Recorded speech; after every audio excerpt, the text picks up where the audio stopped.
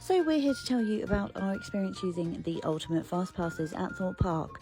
We went to Thorpe Park on the first Saturday in May in 2024, and it was a busy Saturday. If you've watched our other videos, then you know that we were supposed to be using the access passes. However, that option was not available to us.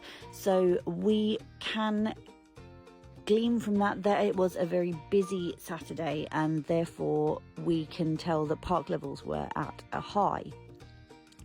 First thing to say was party size. So we had 2 adults and 2 children.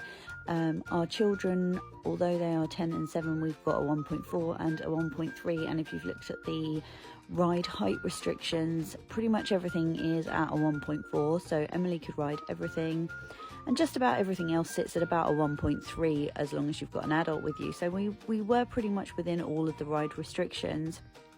However, there were an awful lot of things that Rose wasn't going to be able to ride, so we set ourselves up knowing that that was the kind of day that we were looking at. We got into the parks, as you can see here, at park opening, and we headed straight over to the fast pass area and purchased our fast passes. You get given a wristband each, and you also get given a refillable drink, and there are refillable drink stations throughout the parks. You are told that you just simply need to show your wristband at every ride, and that's going to give you access to the rides. Now, apart from one exception where I will say that we were pretty peeved because we were absolutely insisted upon that we needed to show proof of purchase after having just dropped £600. You just show your wristband and they're going to let you onto the ride. However, almost immediately after having paid £600, someone said, "Oh, can I see your receipt?" And I think James looked like he was going to have a heart attack after having just spent that amount of money. I would say that it was almost a walk-on for every single ride, and that was on a bank holiday weekend. I don't think we queued for longer than 5 minutes for a single ride. We walked on to pretty much everything. Now, obviously, I can't speak for the big roller coasters because we really struggled.